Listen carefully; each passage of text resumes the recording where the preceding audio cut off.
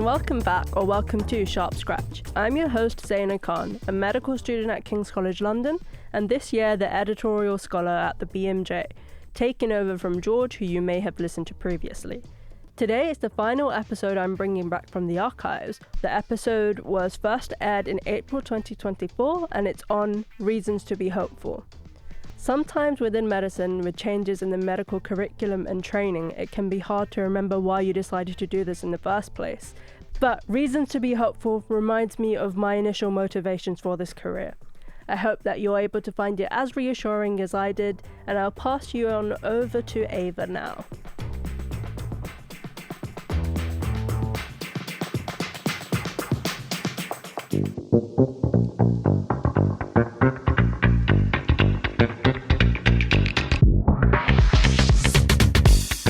Hello and welcome back to Sharp Scratch. You're listening to episode 113, Reasons to be Hopeful. This is a podcast brought to you by the BMJ, where medical students, junior doctors and expert guests come together to discuss all the things you need to know to be a good doctor, but that you might not get taught at medical school. I'm Eva and I'm this year's editorial scholar at the BMJ, looking after all the content the BMJ student will be producing. I'm also a medical student at Lancaster University, taking some time out of my studies between my third and fourth years. Today we are joined by a familiar face, Charlotte, and also a brand new panellist, Inez. Would you like to introduce yourselves? Yeah, hi everyone, I'm Charlotte. I'm a final year medical student at the University of Oxford, and last year I was the editorial scholar at the BMJ as well. Hi, my name's Inez. I'm a third year medical student at Queen's University Belfast. It's so great to have you both joining us today. You're very welcome. I would also love to welcome our expert guest. Anna, could you tell us a little bit about yourself? So I'm a pediatrician in Somerset, and I also have a role around kind of colleague wellbeing, particularly around doctor wellbeing, and a coach and a mediator as well. Oh, brilliant. I'm so excited to have you with us today, Anna. Thank you so much for joining.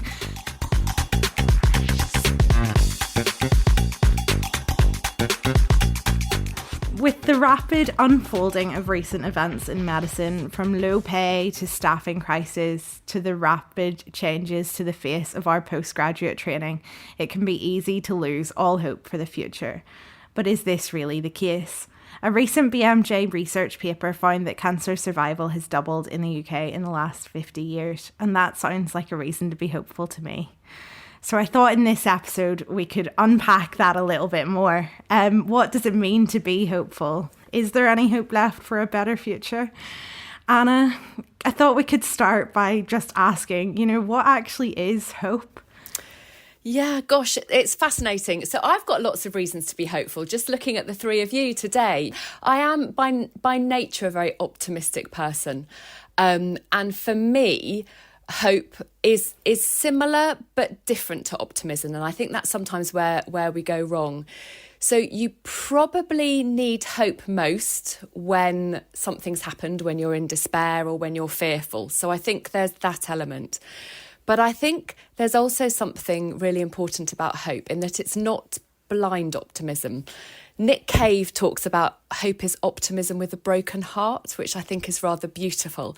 So there's something about hopeful being forward focusing, being something around planning and agency, which we can maybe come on to. But it's not toxic positivity or blind optimism. And just as a final thought, I think Brené Brown in her beautiful book Atlas of the Heart talks about hope as not being blind optimism, but she also talks about this amazing Buddhist concept of near and far enemies, and I think sometimes that's why we get ourselves in a tangle over hope. So I would suspect that the far enemy of hope would be despair and hopelessness and all of those things that we probably feel at time, but the near enemy might be blind optimism, and to me that means keeping going on the same path even when you're not winning, and not maybe changing tack a little bit. And maybe that's where we get into a bit of a muddle over hope. That's all so interesting. Charlotte, are you feeling hopeful for the future? That's such a big question, Eva. So I think like in terms of medicine, I think I've swung back and forth on hope over the last 6 years. And I think what Anna said is totally right. Like when I think you need hope the most when things feel difficult, but that's also the time when it's hardest to find it. And I think I have definitely relied on the blind optimism approach at points, and carrying on down the same path and kind of expecting different results is something that feels kind of familiar. But I think I've kind of resettled my balance a little bit now. I think I spoke in the burnout episode about how helpful it was to have time out of medical school. And I think actually in the same way that it reset my relationship with burnout and allowed me to kind of come through that a bit, I think it also, in doing that, allowed me to think about hope in a different way. And I've actually just done a 3-week kind of project on hope with Anna, and thinking about hope and dedicating some time to that has been really wonderful as well. So yeah, I think I am. I think. So yeah. I'm so pleased to hear that, actually. I think, you know, yourself and other colleagues talking about returning to medicine after a break has made me feel a little bit hopeful, because I mean, all of my friends would describe me as cautiously optimistic. I think I'm always optimistic, but I never really trust it, which I think is why what Anna was saying rings so true to me. But I think it's quite inspiring. It leads back to this whole "if you can see it, you can be it" thing. Like, if you can see people take time out and go back and be okay, maybe I can do that too. Inez, what about yourself? Are you feeling hopeful for the future? Someone kind of slightly earlier on in your medical degree? I think you have to be hopeful. I think in this career you have to live with hope. And I think, like, when I was looking up like what hope meant, I feel like it can either be an expectation that things will happen, or it can be the trust that things will happen. And I think I kind of take that latter aspect to it. So I just kind of trust that things will be good. You will always find the good. I think especially in medicine, when you're working with incredible people and you're seeing new patients every day. And I think medicine gives you a lot of hope as well as a person. Like, I don't think I could have studied anything else, because like I hated not being able to do anything when someone was sick, and medicine gives you the hope that you're able to do something, and it also allows you to give hope to other people. So yeah, that's where I try to store my hope, because you can hope for things, but I think it's like necessary and maybe more important to hope with trust that everything does kind of work out in the end. My favourite quote is one of those things that, my favourite conspiracy theory is that everything works out, and I think you just kind of have to trust in that. Anna, why is it that, like, Inez and Charlotte and I guess, are saying all of these things? What does that really mean, I guess, when you start to unpack it all?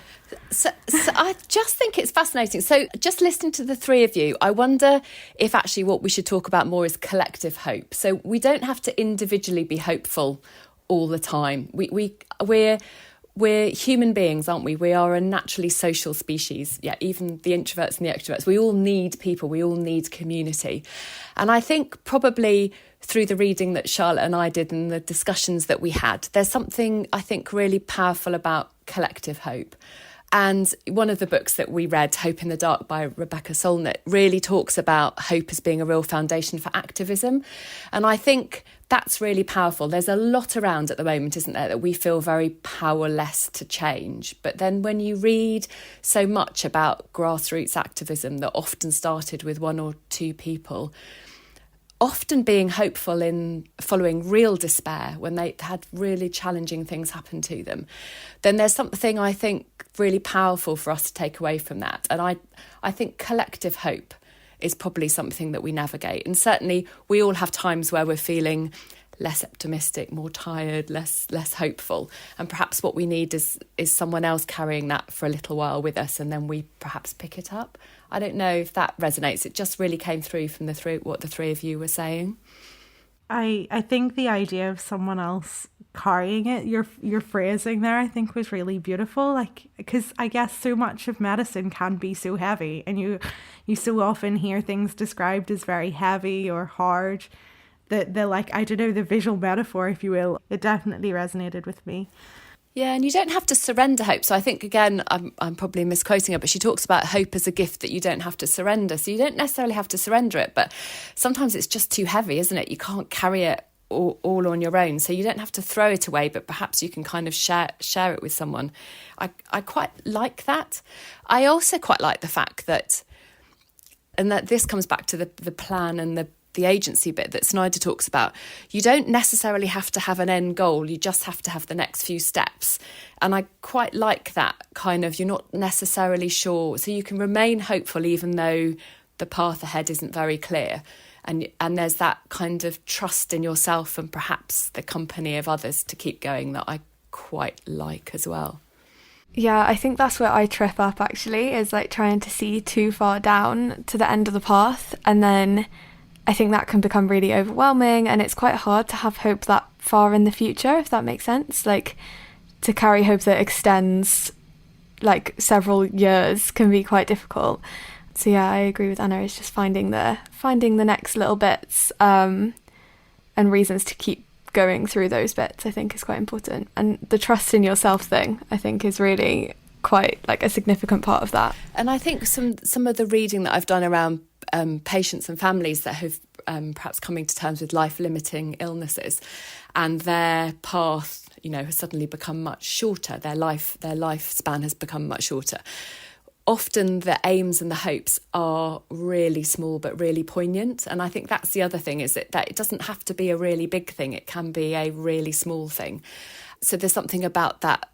As the goalposts potentially change, there's always hope, but the hope isn't necessarily going to be for a cure or for, a change in illness pathway. It can potentially be something much smaller, but there is still those little things to be hopeful for that can sometimes be as meaningful and as important, if more important perhaps.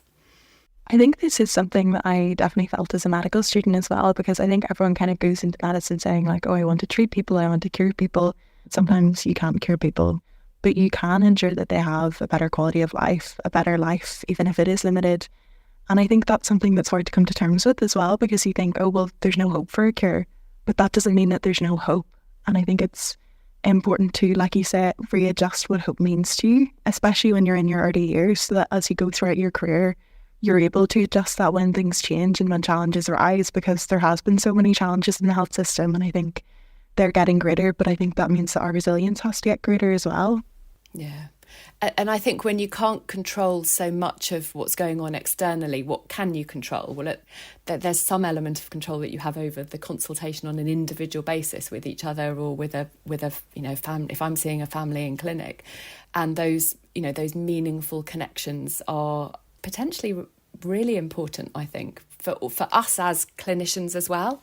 When we feel really hopeless about the wider NHS and the wider society, actually going back to the kind of, the basics of what we can do, I think are really important as part of sustaining ourselves as well. You talked about burnout, Eva and Charlotte. I think that those are really important connections that we sometimes kind of forget the importance of, maybe. Yeah, I agree. I think that's when medicine feels most like a privilege to be in, when you can give people a slither of hope in some way, some small way, but then you also have it reflected back like into you, and it kind of fills your cup a bit as well. I think that's where medicine feels really special and quite unique, I guess. Yeah, I did a lot of thinking about that when kind of planning for this episode and thinking around the topic. My feelings of hope about my own career are constantly wavering. I really struggle to be optimistic and hopeful when so much is going on that's out of my control, but I have never really felt that way about patients, because I think even patients who are very, very sick, they still bring with them such a, I guess, you still, even by doing the littlest thing, being a part of their story, you feel very hopeful that you've, made things a little bit easier for them at a very tough time. I guess that's what resonates with me about the whole privilege thing. I think that's what keeps me in it when things are really tough and I'm not feeling great about years and years ahead in the future, is that I always feel very hopeful for patients. I always feel like there is a lot that I can do or have the power to learn how to do for them, in a way that I don't always feel about my own career. No, well, I was just going to say, I think, is there something about the fact, I don't know if it's maybe particular to medical students and doctors, we like to plan, don't we? And we like to control, and we like to kind of know, and we like to have a timetable. And I think sometimes when we're mapping out our careers, that's incredibly hard, because so much of that is beyond our control in terms of those next steps, isn't it? And it was back to what Charlotte was saying, and that you kind of like to plan really far ahead, when actually really all you can do is, the next jobs, particularly when you're in your foundation years and you're switching jobs every 4 months. It's really hard to navigate through, isn't it? And I think that's hard when we know that a real key part of hope is agency and planning and kind of moving forward. I think that's really difficult. And what you were saying around some of our clinical conversations, they're sort of smaller goals sometimes, or shorter goals. But yet we find it really hard to make those shorter goals for ourselves. We kind of always planning 2, 3, 4 steps ahead, maybe. I don't know. That's just what made me think when you were speaking, Eva. I was just going to say, like, what you said really struck me, because I think when you're a medical student, there's such a juxtaposition between looking at the system and the fact that there's low pay, there's a staffing crisis, there's so many challenges at the minute, and also that you can see down the road from the consequences of the low pay and the staffing crisis. And I think it's scary, because you look forward to the future, like you say, Anna, and there's so many challenges ahead. But also then you do have those moments of hope, like when you're in a clinic and you see someone get good news, or when you see them make up a management plan with someone, and the patient themselves has, a roadmap of what their life is going to look like, what their treatment's going to look like, what's ahead for them. And I think you see the hope on a small scale, like day to day with patients, but then it's kind of hard to wrap your head around, your own career and what it looks like for you as a doctor. And I think it's important to know the difference, and like you said, to be able to kind of live within your own locus of control and like what you can do for yourself. It's important for your own well-being and for your mental health as well, because burnout is so massive in medical students. But yeah, it's difficult to think about. It's an interesting juxtaposition. It's all so interesting, and I'm so excited to talk a little bit more about how we can foster hope in our engagements with patients and relatives, and also, I guess, with colleagues. But that will be right after this message from our sponsor. Okay, back to the show. Even if we aren't always hopeful about our own careers, I often find hospitals and places of healthcare in general to be very hopeful places. I don't think I will ever forget the first patient who I saw get better, which again is quite a rare thing in med school, because you're never there long enough to really see people really make those strides. But how can we foster kind of realistic hope in patients? Or Anna, I suppose, in your experience in paediatrics, how do you foster kind of realistic hope in families? Yeah, and that can be a real challenge, isn't it? Because the last thing you want to do is to destroy families or people's hope. But I am a real fan of brave, honest conversations around realistic or wise hope. And sometimes that's done gradually. That's not something you necessarily have to kind of, do in one go. And sometimes it's almost having 2 or 3 parallel plans a little bit. So, I have the privilege of looking after some really wonderful children and families with complex neurodisability. And it can be really difficult to absolutely predict what the future is going to be like. So sometimes we do need to talk about advanced care plans and things if their young person is going to deteriorate in the future, whilst also being pretty actively hopeful about some of the other things in terms of preventative. And just reflecting on a conversation that I had a little while ago, we talked almost about kind of trains going along in parallel, and every now and then they stop at a station, and are you on the right train? And do you need to then change over and be different? And sometimes that's really important, because actually, although, and certainly for some diagnoses, you can have much more of a crystal ball in terms of timings, but there is still a lot of uncertainty. And actually maintaining realistic hope through uncertainty can be really challenging. But I guess one of the roles that we have as doctors is trying to scaffold that as much as possible, perhaps put it into a container, perhaps have a conversation, perhaps raise some of the areas that people don't necessarily want to go there, to then be able to plan. So I think that's important. So I think it can't be a kind of a one-way street. It has to be something that has some paths going off in different directions. I'm also really struck sometimes by when you sit and really listen to families who perhaps you originally think are on a really different page to you in terms of maybe I'm thinking unrealistic hope. When I actually sit and listen to what they have to say, actually we're not very far away. Sometimes we just perhaps think of it in a different way. So there's something about time and listening and I guess being flexible about what we think is realistic and unrealistic within the framework of obviously making sure that we don't give false hope, because otherwise we're going down that blind optimism route, aren't we, which I don't think is very helpful. Yeah, I think one of the things that is really hard about that is, like, as a medical student, like Eva said earlier, we're not often in one placement long enough to kind of absorb that and learn how to do it. So I imagine that it's something that comes with like time and practice in navigating those conversations. Is that something you found, Anna, like that it took lots of kind of goes at this to learn how to, because it sounds like a real kind of art being able to have those conversations, I guess. Yeah, do you know what? I think that the more I've done this, and I've been a doctor for many years, more years than I haven't been a doctor. That's how old I am. I think when I was a junior doctor, a medical student, I would look and watch wise consultants, wise doctors, wise nursing staff, wise colleagues who I really admired, and I would listen and look really carefully about, you know, their consultation skills, and in particular, how they always seem to have the right words or be able to say the right things. And I would sort of write them down and almost learn these really clever phrases. I guess the more that I've gone on, and I guess probably where I've come in with my coaching and mediation training as well, as I've realised that actually you don't need to learn the right things to say. It all comes from really good listening. And actually, I would love to almost rewind and go back to some of those conversations that I had where I thought I'd said the right things, but actually it hadn't been in response to the right prompt. So there is something for me about not having too much of a structure in my head that enables me to just really listen. Because so often I think when we're being taught and having conversations around challenging communication, we've got a framework in our mind that we're trying to work our way through while navigating a really challenging conversation.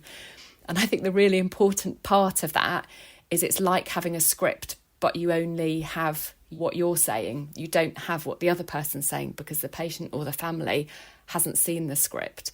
And so therefore it can only therefore be a very loose guide, because depending on what they say, you then respond. I'd love to go back, and I haven't really formalised this, to actually, as humans, we're pretty good at connecting. So if you think about the really important conversations you have without your medical student or doctor hat on, what you tend to do is really listen to what someone else is saying and then respond really naturally to that. I think if we did more of that, then we would probably be able to have much more honest communication. It goes wrong sometimes when we're trying to put the challenging conversation into a formula, and we've got our Breaking Bad news kind of mnemonic in our head, or whatever other communication skills in our head. And I think sometimes it's about pausing and listening and allowing silence. If I could relearn one thing to take with me back, if I could redo my medical career with one thing, it would be to allow silence. Because now I see silence often for the family or the patient in front of me isn't silent at all. It's a real thinking space where they're wondering what to say, or they're really thinking about how to answer your question. That again would be something else that I think is really important. Thank you so much for sharing all of that with us, Anna. I think it's answered some questions I've had kind of throughout my training that I've never had a place to, or always kind of been too scared to ask. Sharp Scratch listeners will know I worry about everything all the time, but that is one of the things I worry about perhaps more than usual is, you know, you do get trusted to be with these people at some of the hardest times in their lives, and you are trusted to have these conversations and to be with them at that time, and that the stakes are so high there, you can make or break people's entire perceptions of medicine with those conversations. And I guess thank you for that. That was just really empowering. So I guess the quote to add in there is Maya Angelou's quote, which I think I've got on my shelf behind me, which I will mangle now because I'm not reading it. But people will forget what you said, people will forget what you did, but they would never forget how you made them feel. And you do that non-verbally. So we spend a lot of time, and I think it's something about the professionalisation of our training, thinking that we have to come up with the right words, when often actually people just remember all of that compassion and warmth that goes around it. I, for one, am much more naturally compassionate and warm when I'm not trying to remember what it is that I need to say, because otherwise it comes out really scripted. So that's the bit that I would just, again, really to reassure you, Eva, is that it's not what you say, it's the manner in which you sit there in silence. And do you know what? Some of the most profound conversations I've had with families have been a large silence and me saying, I don't really know what to say to that, or, you know, I can't think of the right words to say, because that's human, and that's not taking away hope. That's not diminishing what they're saying. That's just, I guess, bearing witness to what they've just said and how challenging, you know, it is, and that there isn't anything that you can particularly say that's going to make that better. But you're sitting there and you're listening. It's true empathy, isn't it? So Brené Brown talks about that empathy bit of sitting alongside someone in the rubble and acknowledging how they feel. It's not the sympathy, which is, oh, well, it's not that bad, or, oh, well, you know, any sentence that starts with, at least it's not, or, you know, we try and diminish or reduce someone's pain in a really disconnecting way when we're sympathetic. Whereas actually sometimes it's better just to sit next to someone saying, that feels really difficult. I've heard what you've said, and yeah, I'm not sure what else to say right now, but I've heard it, and, you know, thank you for sharing. I think as a student, it's really helpful to hear that, because I feel like a lot of the times we don't know what to say. And it's nice to hear that it's okay to say that. It's okay to say, I don't know what to say, or I'm sorry to hear that, because you feel like you have to have the answers. And I think as well what you said about having a structure, like, really struck with me, because I feel like in my first 2 years of medical school, I tried to learn all the mnemonics. I learned off like the OSCE mark sheets, and I knew how to take a history in an OSCE really well. But then I would go onto the ward and it's completely different. And then you realise that there's so much more to a patient than just a mnemonic and a set of symptoms, that they're really a person with a story and like how they feel about their condition and what it's, you know, done to them and their outlook. And I think that it's important to remember that sometimes you think you need to know what to say, but you just need to know to listen. And I think the patient like helps you to shape those conversations. Yeah. And do you know what? You just really struck me with that history taking, because again, I've changed how I take my histories now. And I'm a community paediatrician, so I do have quite a longer time in my outpatient appointments.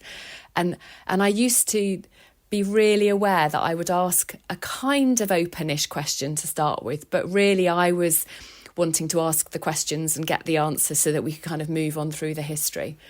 And now I'm much more likely to open with, what's going on for you, or what's particularly some of my follow-up patients who I know really well, you know, what's really important for you that we discussed today. And, you know, even when we're sort of seemingly on a complete ramble and I'm thinking, I'm not sure there's anything very much, I now am much more comfortable at listening, because I kind of know that the path will meander back. And we do control the narrative.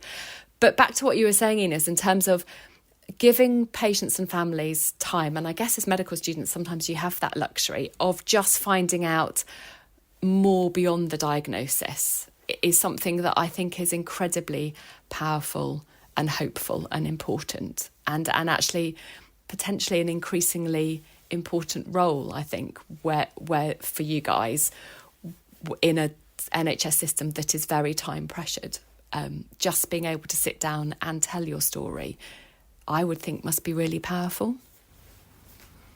Absolutely. I think it's one of the things I miss the most about being like a medical student on placement. And I'm so acutely aware all the time of how little time the doctors have, that if I can just sit down with a patient for half an hour, that's brilliant. But I think it's this acute awareness of this is a stage in my career and I'm lucky to have this here, and I'm lucky to be able to learn from these people this much. I think I did take it for granted, and now I'm out of it, I don't take it for granted anymore. It's something I'm really looking forward to going back to, because the stories that patients have, the things that people have told me that are nothing to do with their lives or conditions, it's such a privilege to actually gain all that knowledge, all of that worldly knowledge from people. And yeah, I guess it's such a privilege to be in a career where you get to work with so many different people from so many different backgrounds at their most vulnerable times every day. I'm really looking forward to continuing this conversation, but that will be after this message from our sponsor. So back to the show. Okay, so we've talked a lot around hope this afternoon. What do we think? Do we think all hope is lost? What are we hopeful for in the future? So let's come back to the definition first, which I think will help. So there's a definition around hope, which is a realistic yet forward-thinking set of beliefs that drives our effort to bring about a better future. So there's something about having some goals, having some pathways, although they may not be massively defined, and having some agency, and perhaps making sure, I guess I'd add into that, I think that was kind of Snyder's 3 conditions for hope to survive. I'd add in something about community, so which I think is missing from that, which is that sense of collective hope or working together. So I am a naturally optimistic person and a hopeful person. I'll put that out there as a caveat. But I come back to, I guess, Rebecca Solnit's work, Hope in the Dark, which is that many big changes have been made when a few passionate, hopeful people have got together to start to make the change. I think hope is probably at the root of most activism and action around all sorts of different things. And there are so many things that need to change that we need to, I think, use hope as our guide to do that. But to protect ourselves, I suppose, to look after ourselves in the process, is to do it together and perhaps be flexible with our goals and our pathways, such that we're not carrying on a path that isn't the right one. Maybe I'll start us off with that. Yeah, I think that thing about community is really, really significant. I think the times in medicine I felt the most hopeless is when it kind of feels like you're navigating it all on your own. And my friends frequently laugh at me because there's like several amazing lecturers or tutors or people that I've just come across through the BMJ or just along my way through medicine who I've really kind of got as my big role models in medicine. And my friends laugh because I seem to just every year start talking about somebody who has really, really inspired me. And I think that's when I feel the most hopeful, when I can see people making changes. When we think about activism, I think we think about big projects and big things that we want to change. But even just like the tiny, sowing seeds of tiny things in a specialty or within a certain group of people at a smaller level, I think is really powerful to see. And I think that's what gives me the most hope within medicine, and that's when I'm able to get really excited about the future of medicine and like the future of my career and all of those things. But I think that can be hard to maintain sometimes, like we were saying earlier. I think, like you both have said, I think community is such an important aspect of hope in medicine. I think medicine can be very isolating. I know we've talked about it in Sharp Scratch before, because sometimes you feel like you're the only person who's going through it. And some of the most challenging things I've had in medical school, when you've got to the frustrated point where you've just spilled it all out to your friends, they've said, actually, I'm feeling that too. And I think it's important to share in that experience because that gives me hope. Generally speak to people in senior years who've gone through it, even and especially like F1s I've found this year, when you talk to them and they say, I was a third year medic once, I was a first year medic once, they've been through it and now they're there. And I think it's really important to, like you say, Charlotte, to be able to see it, to see that this person has got through it. Why can't I? I think it's important to find your hope in other people, but it's also important to find your hope in yourself. I think day by day you have to find little things that you can change. You have to find the good in the world around you and the life around you, because I think when you say, is all hope lost, Eva, I think if you looked at news reports, if you looked at patients in trolleys in the hospital, I think it'd be easy to answer yes to that question. But then if you look outside of that, if you look at the staff who are working their hardest to ensure that those patients can get a bed, that they're being seen to, that they're comfortable, that they're getting a speedy investigations and a diagnosis, I think you see that there will always be hope there in medicine, because the people really make the hope. And the system is becoming more challenging, but there's always people in the system to give hope to the patients and to the people around them. And yeah, it does excite me about medicine, the community aspect of it, but also the fact that there's so many advancements. You know, when you look at patient outcomes, how things are improving in the future, I think it's exciting. And the fact that you're able to offer that hope to patients, it is. There's a lot of hope. Yeah.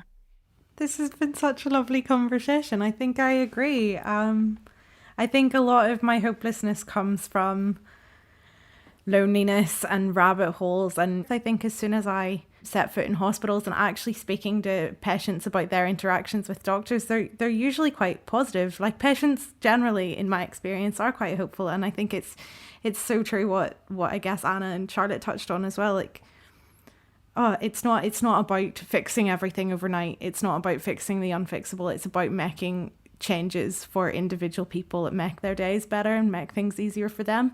That does give me a lot of hope. And I think it's also true what Inez said there about there have been so many advancements. Like, I could get down an equally hopeful rabbit hole as I could get down like a doom scroll rabbit hole. Like, but there are so many really brilliant scientific advancements for patients, and we're already seeing the benefits of them in so many conditions. And I'm sure if you spoke to a doctor or a nurse across kind of every speciality on earth, there's something really cool happening in it that's going to make a material difference for patients in the next, couple of decades.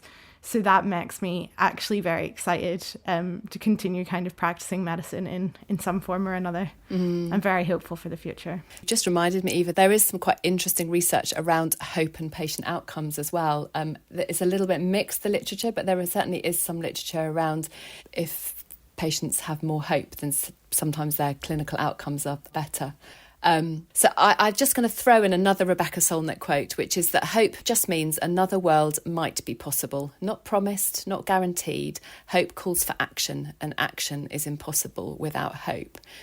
And I guess the bit that I'd add in is the collective action. There's something about that community, isn't there, that just as I've been sat listening today has really kind of crystallised for me that actually we don't need to try and be hopeful in isolation.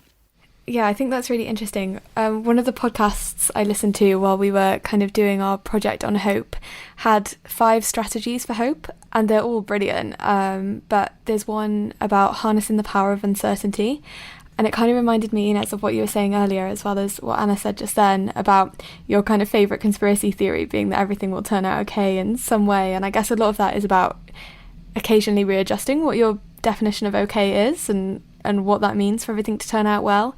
But there was a quote about how everything is possible, including what I want. So maybe our hopes for the future of the NHS, that the things we're hoping for are just as possible as all the kind of negative ways of looking at it. And while you were talking, Eva, I was thinking about how kind of fluctuating my hope can be. And I think it's kind of helpful sometimes to remind yourself that this is all quite like fluctuating, and that feeling can kind of come and go. Like, I think if you'd have asked me a couple of weeks ago when I was tireder and feeling more burnt out and hadn't really recuperated from sitting finals, hadn't had some time to do different things. So over the last few weeks I've done the Hope Project. I did some creative writing as a kind of small kind of module in my degree. My assistantship with an amazing F1 doctor who really kind of stood up for what she believed in the system, and that to me gave me a lot of hope, and I came away from that day feeling much more hopeful. And yeah, I think usually over the past few years I've been feeling very unhopeful in medicine, but I think it's starting to come back a little bit now, and I'm very cautious about that, but I'm trying to lean into it a bit and reminding myself that I can reevaluate that at any point. Like Anna said earlier, having little stop points along the journey I think is quite a helpful way of looking at it. Yeah, and I think, you know, you guys are leaders now and leaders of the future. And I think that, you know, the really important thing I think about more compassionate modern leadership is it's not down to just one person. I think some of our biggest roles as leaders is sort of enabling and looking after our teams, and very few leaders lead as a single person. We're much more collective leadership, and that, I think, as a leadership team or as a team, you kind of nurture that hope between you. I've just recently rewatched Ted Lasso. I don't know if any of you've seen it. So I'm a big Ted Lasso fan, as you probably might have gathered. I believe in hope. He believes in hope. But there's something for me about his style of leadership. It doesn't require him to be the hopeful person all the time. It's almost like the ripple effect, isn't it? You start off leading in a compassionate, hopeful way. And then on the days when you need it, your team then provide you that hope and that compassion back that enables you to kind of recharge a bit and move on. I think that's how I see the future of the NHS developing further. And I am really hopeful. I take great delight in watching, newer medical students, doctors in training coming through with a passion and an enthusiasm and an activism that perhaps my generation didn't have, and feel really hopeful. Something that you said, Charlotte, was about the hope of uncertainty and harnessing that. And I think that's something that's really struck with me. And some days in medical school, you can feel like, I don't know what's going to happen in my life, in my career. Everything can change. Everything could get better. And I think it's leaning into that. It's the fact that, especially in medicine, nothing is fixed. No career is fixed. No outlook is fixed. And I think you have to embrace that hope and lean into that and say, things can change. Things can get better. And the person that can change that is me and the people around me. I would lean into the hope of uncertainty and what can really happen when you have that opportunity to change things. Do you know what? I love that. So as you said, uncertainty, Inez, I imagined a blank piece of paper. So I love painting. And actually, there's spaciousness, isn't there, in a completely blank piece of paper that you can fill how you like. And I think so much of medical training would already have put a table on it or a Excel spreadsheet and kind of filled it, and then we fill in the boxes. But actually there's something absolutely beautiful about the utter uncertainty that's completely spacious, that allows us to kind of fill it how we like, that perhaps we need to get better at navigating. Well, thank you all so much for sharing everything today. It's been genuinely lovely. I find it very motivating. It's promoted a lot of hope in me.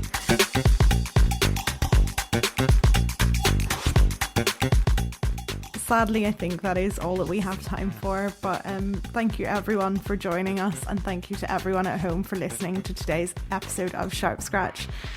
If you like our show, I would love it if you could support us by leaving a review wherever you get your podcasts, or by sharing it with the people that you know. Telling your friends about it really helps people to find the show. And please do keep in touch. I would love to hear your thoughts on the show, especially if you have any reasons to be hopeful yourself. You can find us on social media. We are BMJ Student on Twitter and Instagram. If you would like to hear other episodes, please do subscribe to Sharp Scratch wherever you get your podcasts, and in 2 weeks' time you'll be notified of our next episode. Until then, it's goodbye from us.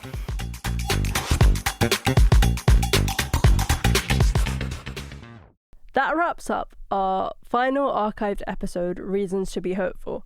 I hope that you enjoyed it and found it as a reassuring reminder of what to do even when you're struggling within the career. If you enjoyed this episode, be sure to subscribe to Sharp Scratch wherever you find your podcasts, and you'll be reminded of the next episode in 2 weeks' time. That one will not be from the archive, so you'll be finding something new. I've been your host, Zaynah Khan. I hope you enjoyed. Until then, stay sharp and catch you next time.